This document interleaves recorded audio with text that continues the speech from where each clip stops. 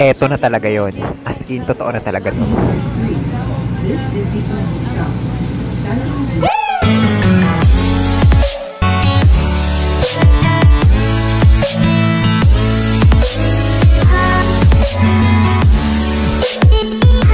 Dahil malaki yung airport, so kailangan namin mag-train. So, papunta na ako dun sa gate E23, Miami to Doha.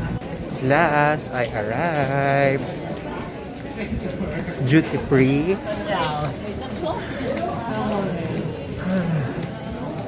E20. Ayan, maraming kainan. So, pwedeng kumain at mag-charge. So, pwede kumain. Ay, may Pizza Hut.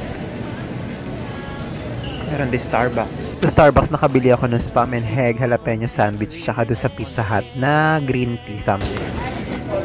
Oh, so, here you go. Tinawag na.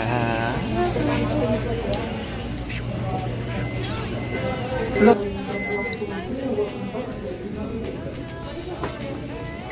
Thank you. So, here I am. Here I am. Pasok na. This is it. This time, start na ng boarding namin papunta dun sa plane. So, yan, hanap-hanap lang tayo. Hanap-hanap lang kung saan yung seat ko sa plane. So, napakaswerte ko lang talaga ng flight na to kasi wala akong katabi dyan sa seat na yan. So, solong-solo ko siya. So, pwede akong makahiga at makahilata kaya ang saya lang din talaga. Flight na Miami to Doha is hindi kasi siya full flight as in guys. So, maraming vacant chairs. Habang nag-aantay ako kanina sa Miami airport is nakakonect ako sa wifi. So, make sure ko na mag-online check-in at makapamili ng seat. Pag mga long flight talaga gusto ko, nasa aisle lang ako para makapag-restroom kaagad.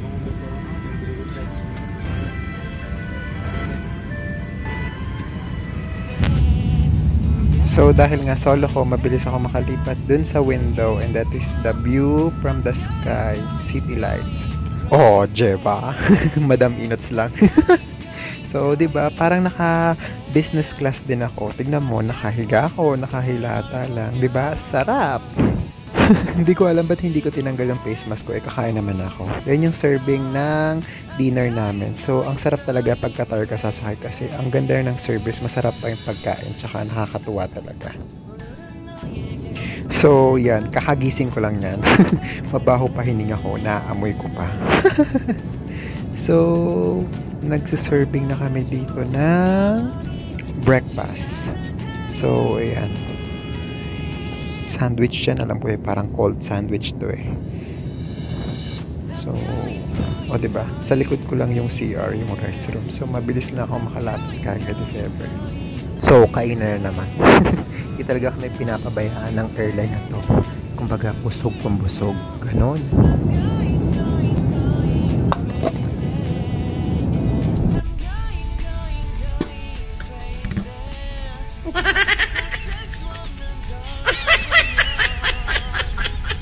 Diba? Lakas maka-business class lang, no?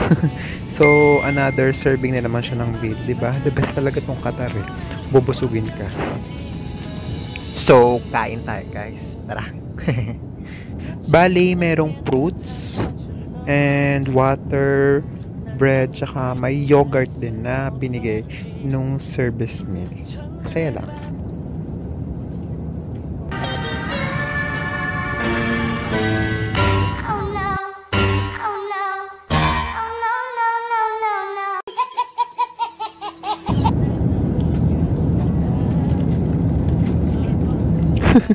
Nakatawa lang yung part na to kasi ewan ko, hindi ko trip yung lasa nung pagkain.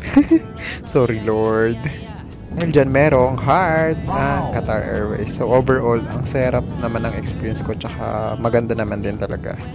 Diba? Ang lapit lang ng restroom ko, nasa likuran ko lang. The best. So at last, dumating na ako dito sa Doha, Qatar. So magulo pa yung buhok natin. So dito ako sa Hamad International Airport. Tapos meron akong nakitang post about sa Mariners Lounge. So let's try kung makapasok ako. Parang libre kasi siya para sa mga guests na may layover na Qatar. Basta i-present lang yung boarding pass. So let's try. Libre yung pagkain, yung tubig, wifi, pag-charge, at pwede ata makaligo. I don't know if it's sure or not. Let's look for it. sayang naman, itry natin. So as usual, following the health protocol is we need to wear face mask all the time when we are inside the airport. So same rin naman nung nasa cruise ship ako. Yun naman yung pinaka-policy rin namin. We need to wear face mask at all times unless you are actively eating or drinking. Ang ganda ng airport nila, tsaka ang bilis ng wifi. So I have my layover here for about 8 hours. For sure maraming mga Pilipina dito. Alam mo, naalala ka nung pauwi ako ng first contract ko, tas Doha din ako. Ay, Abu Dhabi ating first contract. Kitang-kita ko sa smile ng mga Pilipinong umuwi kung gaano sila ka-excited makabalik sa Pilipinas. Kasi for sure, miss na nila yung pamilya nila. And aside from doon, is kahit 30 days vacation lang, is i-enjoy talaga nila. Well, yung flight ko naman is 2:40 pa ng madaling araw. So, parang alas 5 pa lang dito sa Abu Dhabi. So, I still have 8 hours pa na layover. So, let's see. So, parang normal na din siya. Actually, ang dami ng mga traveler ngayon. Ayun, no. O, diba? Madami na. So, sabi, second floor daw. So, nandito ako ngayon mag-isa, nag-e-explore. Habang alas 2 pa naman ang aming biyahe. Titingin na lang ako dito sa flight information kung anong oras magbubukas yung gate. Until na wala pa kasi nakalabas eh. Ito siya guys, napunta na ako sa second floor. Hanapin natin Mariners Lounge. Ang laki ng bear. Hindi ko alam kung bear siya. So, nahanap ko na siya. Pero feeling ko ang daming seaman na nandun ngayon.